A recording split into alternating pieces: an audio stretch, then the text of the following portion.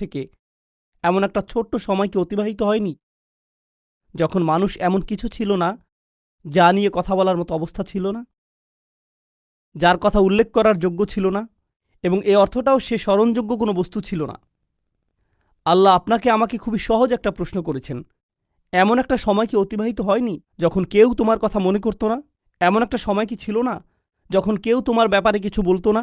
যদিও তোমার অস্তিত্ব ছিল, কিন্তু মানুষ তোমাকে নিয়ে কথা বলতে লজ্জা পেত, তোমার ব্যাপারে কথা বলতে তাদের অস্বস্তি লাগত। তৎক্ষণাৎ পরবর্তী আয়াতে তিনি বললেন, তিনি মানুষকে একটি তরল পদার্থ থেকে সৃষ্টি করেছেন, এক ফোঁটা পানি থেকে, নুতফা, যা মিশ্রিত, অর্থাৎ মিশ্রিত নারী এবং পুরুষের মাঝে। আল্লাহ এখন এমন কিছু নিয়ে কথা বলছেন, বীর্য নিয়ে, ডিম্ব নিয়ে, যা পরস্পর মিলিত হয় একজন নারীর গর্ভধারণ নিয়ে, যা নিয়ে কথা বলাটা অস্বস্তিকর এবং লজ্জাজনক। তাই এটা এমন কিছু নয় যা নিয়ে আপনি হামেশাই কথা বলেন, এমন কিছু নয় যা নিয়ে নিঃসংকোচে কথা বলেন। আগের আয়াতে আল্লাহ ইতিমধ্যে বলেছেন, তোমার অবস্থা একসময় এমন ছিল যা উল্লেখ করার যোগ্য ছিল না, যা স্মরণযোগ্য ছিল না। এই আয়াতে কয়েক স্তরের অর্থ রয়েছে। আমি কয়েকটি স্তর আমার জন্য এবং আপনাদের সবার জন্য খোলাসা করে তুলে ধরতে চাই। মহাবিশ্ব, বস্তুগত বিশ্বকে আমরা যেভাবে জানি, পদার্থবিজ্ঞানীরা আমাদেরকে বলছেন এটি 13.9 বিলিয়ন বছর যাবৎ বর্তমান আছে, আর এই গ্রহটি সম্ভবত 4 বা 5 বিলিয়ন বছর যাবৎ টিকে আছে, অর্থাৎ এই গ্রহের গঠনকাল। এই সমস্ত সময়ের সীমাহীন সমুদ্রগুলোতে আমাকে নিয়ে কোনো কথা হতো না, কোথাও আমার কোনো উল্লেখ ছিল না, আমার অস্তিত্ব ছিল না। এমনকি যখন এই মহাবিশ্ব বাস্তবে এলো, সীমাহীন পরিমাণ সময় পার হওয়ার পর এই গ্রহে যখন মানবজাতির বসবাস শুরু হলো, মানব ইতিহাসের বৃহত্তর অংশটি ইতিমধ্যে পার হয়ে গেছে, আর সেই ইতিহাসের কেউই জানত না আমি কে।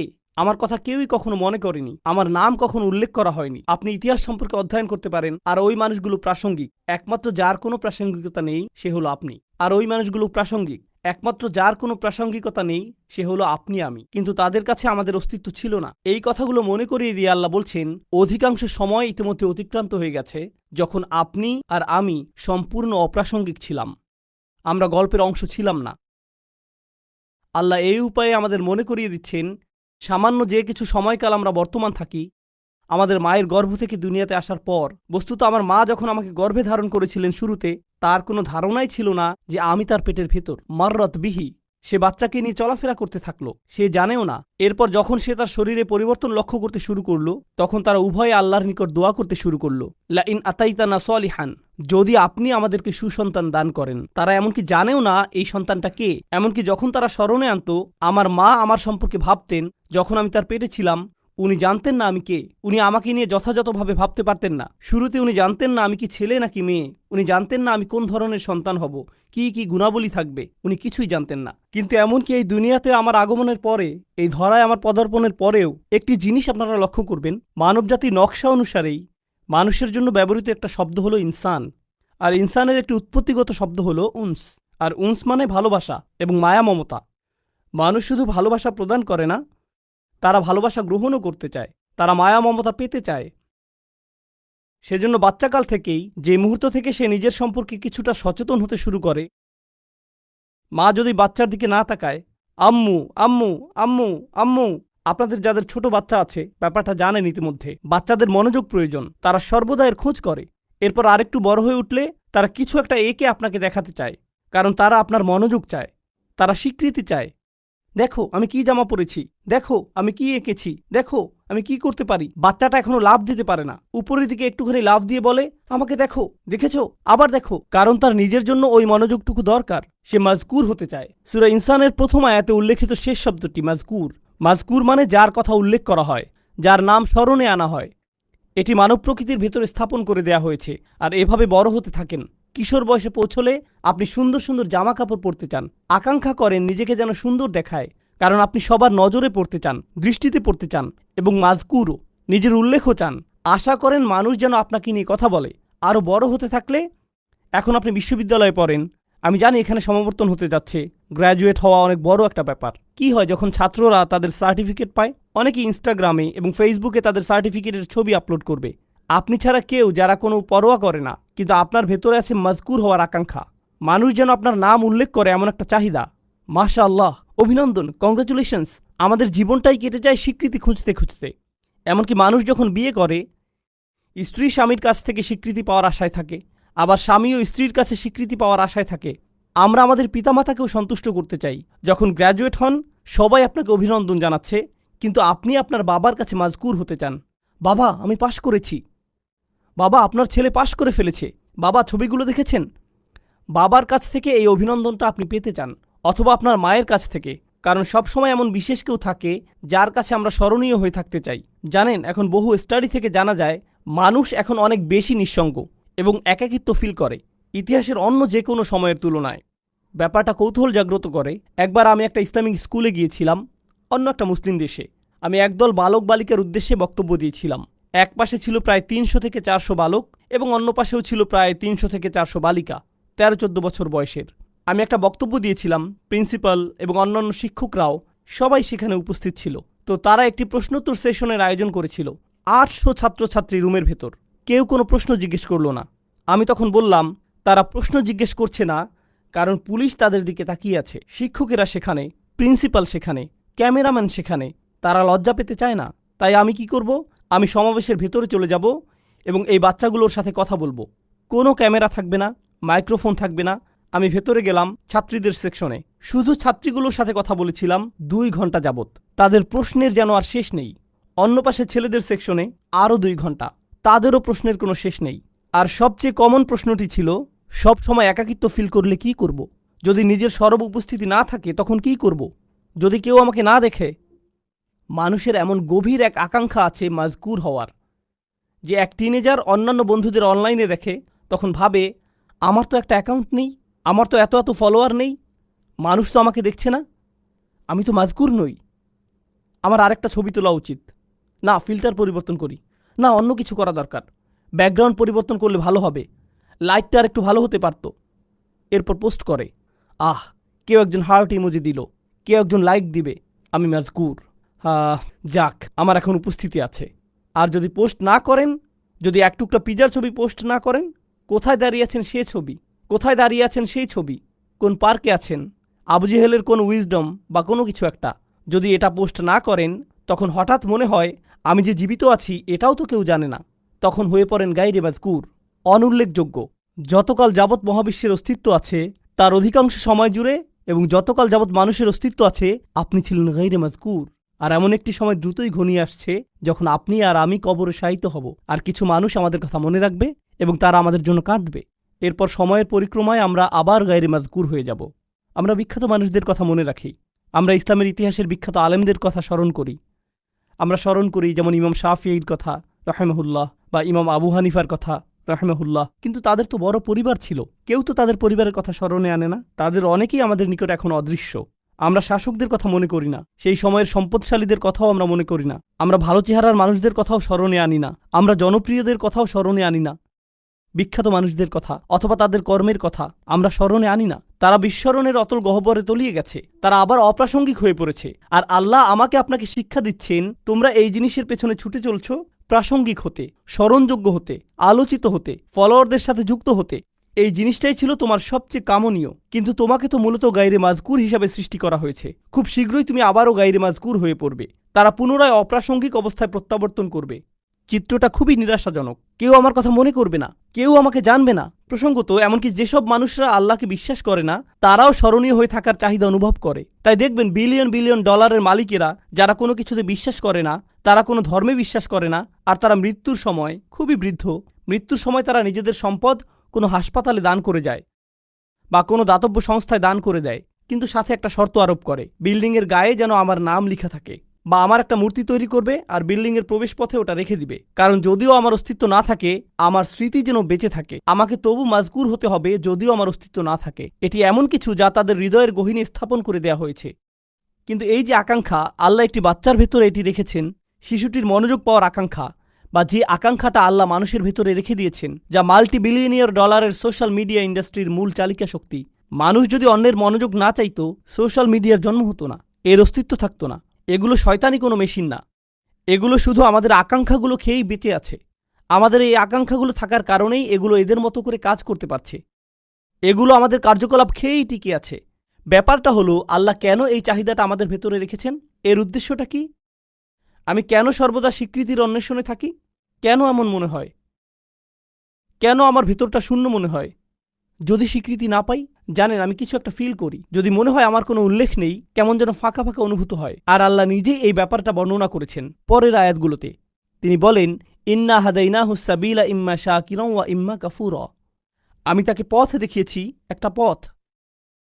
আল্লাহ প্রতিটি মানুষের ভেতরে প্রোগ্রাম করে দিয়েছেন যে তারা এই জীবনে একটি সফরে আছে।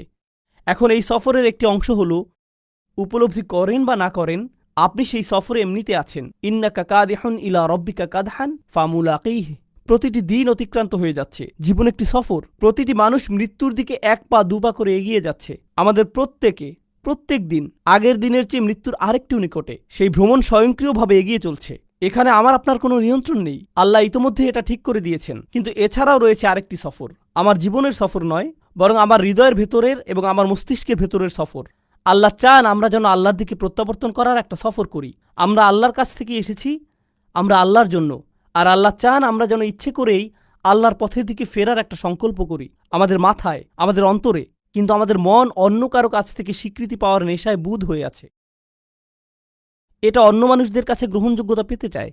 কিন্তু আল্লাহ চান আমাদের হৃদয় এবং মস্তিষ্ক যেন সবার আগে আল্লাহর কাছে স্বীকৃতি খোঁজে, আল্লাহর কাছে স্বীকৃতি খোঁজে। আমার রব কি আমার প্রতি খুশি? আমার রব কি আমার ভালো কাজটির দিকে তাকিয়ে খুশি হয়েছেন? আমার এই সেবা দেখে কি আমার রব খুশি হয়েছেন? আমি কি আমার জীবন এমনভাবে অতিবাহিত করেছি যে একদিন যখন এই ভ্রমণের সমাপ্তি হবে, তখন তার সাথে আমার সাক্ষাতের সুযোগ হবে? তিনি বলেন, ইম্মা শাকিরান। আল্লাহ মানুষকে এই সফরে এগিয়ে যাওয়ার সামর্থ্য দিয়ে সৃষ্টি করেছেন। আপনি আমাদের প্রত্যেকের জন্য রয়েছে 2টি পছন্দের বিষয়। হয় আমরা কৃতজ্ঞ, অথবা আমরা চরম অকৃতজ্ঞ। ইম্মা শাকিরান ওয়া ইম্মা কাফুরা। চলুন সাধারণ ভাষায় কৃতজ্ঞতার অর্থ বোঝার চেষ্টা করি কিছুটা। যদি আমি আমার ছেলেকে একটি বাইসাইকেল কিনে দেই, আর সে বলল, থ্যাংক ইউ, ধন্যবাদ বাবা। আমি তাকে বাইসাইকেল কিনে দিলাম, কিন্তু সে জীবনেও এটাতে চড়েনি। সে বাড়ির এক পাশে এটি ফেলে রাখল, কাপড় দিয়ে মুড়িয়ে রাখল। এখন ওই থ্যাংক ইউর কোনো অর্থ নেই। কেন? কারণ সে যদি সাইকেলটি প্রতিদিন চালাতো, পরিষ্কার করত, প্রতিদিনের যত্ন নিত, তখন আমি বলতাম আমার ছেলে সাইকেলের জন্য কৃতজ্ঞ। কিন্তু সে যদি কখনো এটি ব্যবহার না করে ফেলে রাখে, সে যতই সাইকেলের জন্য ধন্যবাদ দিক না কেন, এটা কোনো ব্যাপার না। সাইকেলটা যে পড়ে থেকে ধুলাবালি সংগ্রহ করছে, তাই তার কথাগুলো ফাঁকা বুলি ছাড়া আর কিছুই না। এর নাম কৃতজ্ঞতা নয়। সহজে বোঝা গেল তো? যখন আল্লাহ আমাকে হেদায়েত দিয়েছেন, আল্লাহ আমাকে এই জীবনের একটি লক্ষ্য দিয়েছেন, আর আল্লাহ বলছেন, তুমি কি এই হেদায়েতের জন্য কৃতজ্ঞ হবে? আমি কি সেই হেদায়েতের জন্য কৃতজ্ঞ হব নাকি হব না? তার মানে আল্লাহ আমাকে যা দিয়েছেন, যদি আমি তা ব্যবহার না করি, যদি আমি তা জীবন চলার পথে কাজে না লাগাই, তখন আমি যত খুশি আলহামদুলিল্লাহ বলতে পারি, এটা অর্থহীন। আমি তো উপহারটি ব্যবহার করছি না, আমি কোনোভাবেই এটি কাজে লাগাচ্ছি না। এটাই হলো ইম্মা শাকিরান ওয়া ইম্মা কাফুরা। অসাধারণ সুন্দর একটা ব্যাপার আছে, যেদিকে আমি আলোচনার মোড় ঘুরিয়ে নিতে চাই। জানেন, এই একই সূরাতে, সূরাতুল ইনসানে পরের দিকে একেবারে সমাপ্তিতে আল্লাহ বর্ণনা করছেন, না বরং শেষের অংশে আল্লাহ জান্নাতি মানুষদের বর্ণনা দিয়েছেন। আল্লাহুম্মা আদখিলনা ফি জান্নাতিক। দোয়া করছি আল্লাহ যেন আমাদের তার জান্নাতে প্রবেশ করান। আমরা যখন আল্লাহর জান্নাতে প্রবেশ করব, পরিশেষে এমন একটা সময় আসবে, আল্লাহ যার বর্ণনা দিয়েছেন এভাবে, তার প্রতি বিশ্বাসীদের পোশাক পরানো হবে বিশেষ ধরনের, হুল্লু আসাউইরা মিন ফিদ্দাহ, তাই না? তিনি বলছেন, আলিয়াহুম সিয়াবু সুন্দুসিন খুদরুম ওয়া ইস্তাবরাক ওয়া হুল্লু আসাউইরা মিন ফিদ্দাহ। তাদেরকে বিভিন্ন ধরনের সিল্কের তৈরি পোশাক পরানো হচ্ছে, হাতে বিশেষ ধরনের ব্রেসলেট পরানো হচ্ছে। মনে করতে পারেন রোলেক্স ঘড়ির মতো কিছু। বিশেষ ব্র্যান্ডের ঘড়ি পরানো হচ্ছে, হাতে ব্রেসলেট পরানো হচ্ছে, সুন্দর জামা পরানো হচ্ছে। কেন তাদের স্পেশাল পোশাক পরানো হচ্ছে? ভালো পোশাক পরেন কারণ বিশেষ কোনো অনুষ্ঠানে যোগ দিতে যাচ্ছেন, তাই না? আপনি উত্তম পোশাক পরেন যখন বিশেষ কারোর সাথে সাক্ষাৎ করতে যান। ঠিক একই আয়াতের পরের অংশে তিনি বলেন, ওয়াসাকাহুম রব্বুহুম শারাবান তাহুরা। আর তাদের রব আল্লাহ তাদেরকে পবিত্র ড্রিঙ্কস পান করতে দিবেন। আপনারা সরাসরি আল্লাহর সাথে সাক্ষাৎ করতে যাচ্ছেন। আপনাকে বিশেষ পোশাক পরানো হচ্ছে জান্নাতে, কারণ আপনি আল্লাহর সাথে সাক্ষাৎ করতে যাচ্ছেন। এখন জান্নাতে যখন আল্লাহর সাথে আপনার সেই সাক্ষাৎটি হবে, আল্লাহ আমাদের সবাইকে তার সাথে সেই সাক্ষাৎটি করার সৌভাগ্য দান করুন। যখন সেই সাক্ষাৎটি হবে, তিনি আমাদের একটা ড্রিঙ্কস দিচ্ছেন, সুস্বাদু পানীয় দিচ্ছেন। আর যখন পবিত্র পানীয় আমাদের দিচ্ছেন, তিনি তখন আমাদের সাথে কথা বলছেন, ইন্না হাযা কানা লাকুম জাযাউন ওয়া কানা সাঈকুম মাশকুরা। এটি তোমাদের বেতন, এটি তোমাদের পুরস্কার, আর তোমাদের কর্মপ্রচেষ্টা ছিল প্রশংসাযোগ্য। তোমাদের চেষ্টাগুলো স্বীকার করে নেওয়া হলো। অর্থাৎ মানুষকে সৃষ্টি করা হয়েছে উল্লেখের অযোগ্য করে। মানুষ মরে যায়, এরপর অন্যরা হয়তো কিছুকাল তাদেরকে মনে রাখবে অথবা রাখবে না, কিন্তু আল্লাহ বলছেন মহাবিশ্বের বয়সের চেয়েও বেশি সময় ধরে এবং যতকাল যাবৎ আকাশসমূহ এবং পৃথিবী বর্তমান আছে তার চেয়েও বেশি সময় ধরে আল্লাহ আমার চেষ্টাগুলোর কথা মনে রাখবেন। আল্লাহ তার স্বীকৃতি দিবেন। আল্লাহ বলবেন তুমি উত্তম প্রচেষ্টা দেখিয়েছ আর তার পুরস্কার তুমি এখন পাচ্ছ। আল্লাহ আমার স্বীকৃতি দেবেন, আমি তখন মাজকুর হয়ে যাব আল্লাহর নিকট। আল্লাহ নিজে আমার উল্লেখ করবেন।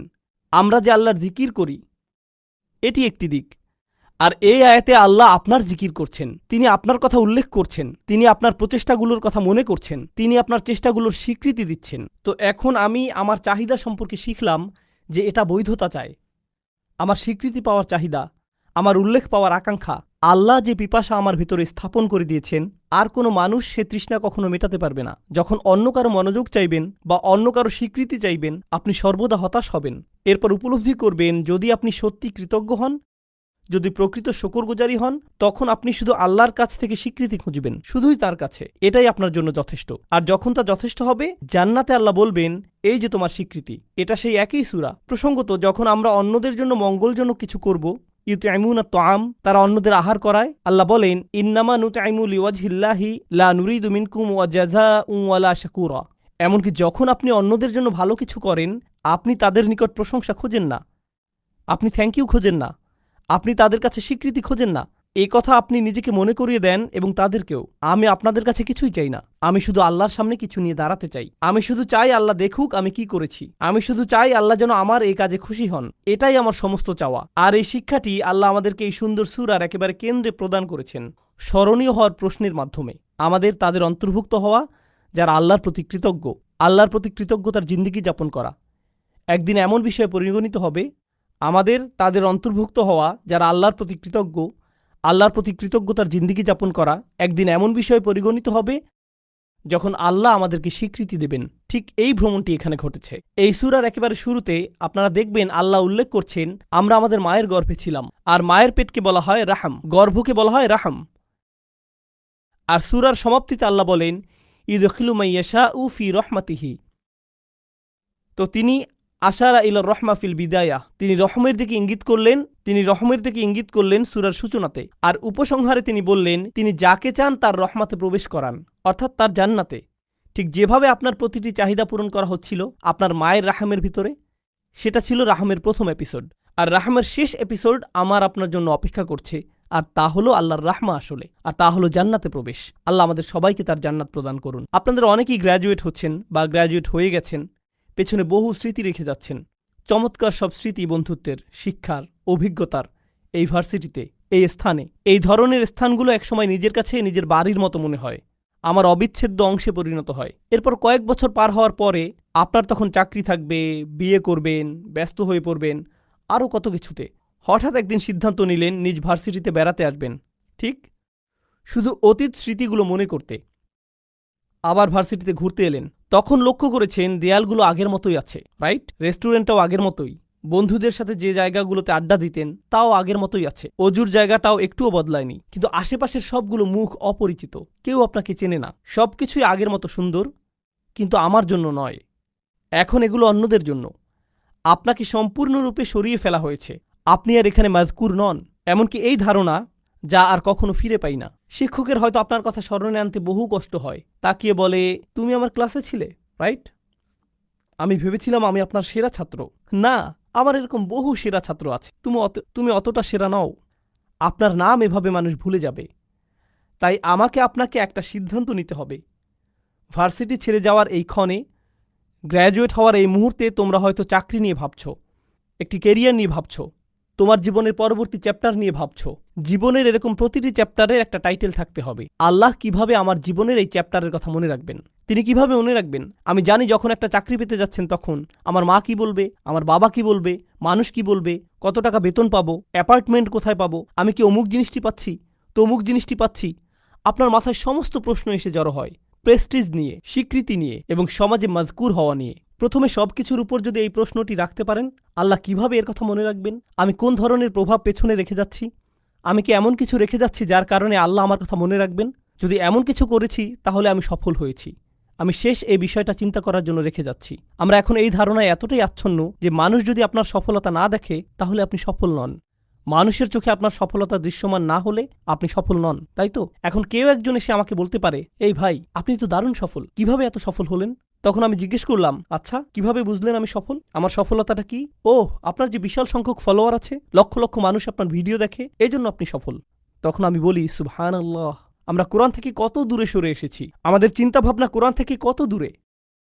জানেন তো, নূহ আলাইহিস সালামের প্রায় কোনো ফলোয়ারই ছিল না, তার অত অনুসারী ছিল না, আর বিশাল এক সময় ধরে তার কোনো অনুসারীই ছিল না। বস্তুত আপনি যদি নূহ আলাইহিস সালাম সম্পর্কে জিজ্ঞেস করেন, তার নিজের অঞ্চলে মানুষ তাকে নিয়ে উপহাস করত, ওহ ওই বৃদ্ধ মানুষটা, সে তো একটা পাগল। এই ধরনের কটু কথা তিনি শত শত বছর ধরে শুনে আসছিলেন। আর একমাত্র যিনি তার সেই যন্ত্রণাগুলোর কথা মনে রেখেছেন, কোনো ঐতিহাসিক সেই সংগ্রামের কথা লিখে রাখেননি, যার কোনো নথিপত্র বর্তমান নেই। ভাবছেন কিছু মানুষ নূহ আলাইহিস সালামের জীবনী লিখে রেখেছিল যেন মানুষ তার কথা মনে রাখতে পারে? না না না, আল্লাহ এটা রেকর্ড রেখেছেন, আর আল্লাহ তাকে মাযকুর বানিয়েছেন। ইব্রাহিম আলাইহিস সালাম মক্কার মরুভূমিতে একা একা দোয়া করছিলেন, ও আল্লাহ, এই ঘরটিকে একটা শান্তিপূর্ণ স্থানে পরিণত করুন এবং মানুষের অন্তরে ভালোবাসা তৈরি করে দিন এই ঘরের প্রতি। ফাজআল আফইদাতাম মিনান নাসি তাহওয়ি ইলাইহিম। তখন কোনো ভিডিও ক্যামেরা ছিল না, কোনো লাইভ স্ট্রিমিং ছিল না, এরকম কিছু ঘটেনি, কেউ সেখানে ছিল না, শুধু একজন মানুষ মরুভূমিতে, শুধু তিনি আর তার রব কথা বলছিলেন। তিনি কোনো রাজা ছিলেন না, তিনি সম্পদশালী কোনো ব্যক্তি ছিলেন না, তার কোনো লিপিকার ছিল না যে আগামী দিনের জন্য এই ইতিহাসগুলো লিখে রাখবে। জানেন, মিশরীয় প্রাচীন প্রাসাদগুলোতে রাজাদের ঐতিহাসিক চিত্র, তাদের ফরমানসমূহ এবং দেয়ালগুলোতে প্রচুর লিখনি পাওয়া গিয়েছে। আমরা কিন্তু ওই লেখকদের নামও জানি না, আমরা শুধু জানি তারা কিছু মানুষকে অর্থ করে দিয়েছিল ওই দেয়াল লিখনের জন্য। কেউ তো ইব্রাহিম আলাইহিস সালামের জন্য কিছু লিখে রাখেনি। তবুও আজকের দিনেও আমরা ইব্রাহিম আলাইহিস সালামের জিকির করছি। প্রতি বছর হজের সময় আমরা তার কর্মবহুল ও বর্ণাঢ্য জীবনের কথা স্মরণ করছি, আর আমরা আমাদের সমগ্র দিনকে বলি মিল্লাতা আবিকুম ইব্রাহিম। আমি কি বোঝাতে চাচ্ছি? মানুষকে গায়রে মাজকুর হিসেবে সৃষ্টি করা হয়েছে। ইতিহাসের অধিকাংশ সময় জুড়ে আমাদেরকে অস্মরণীয় করে রাখা হয়েছে। হ্যাঁ, আমরা অতিশয় সামান্য কিছু সময় এই দুনিয়াতে বেঁচে থাকি, সেই সময়ের পরে আমরা গায়রে মাজকুর হয়ে পড়তে পারি। আপনি হয়তো এই বিশ্ববিদ্যালয়ে গায়রে মাজকুর হয়ে পড়তে পারেন পরের বছরই। তো এটাই আমার আপনার জীবনের বাস্তবতা। আপনি যদিও কারো প্রচুর উপকার করেন, বছরখানেক পরেই সে ভুলে যেতে পারে তুমি আমার জন্য কি করেছো। শুধুমাত্র একজনের কাছে আপনি চিরকালের জন্য মাজকুর থাকবেন, আর তিনি হলেন আল্লাহ আজ্জা ওয়া জাল্লা। তাই আল্লাহ তাআলা বলছেন, আল ইয়াউমা নানসাকুম কামা নাসিতুম লিকা ইয়াউমিকুম হাযা।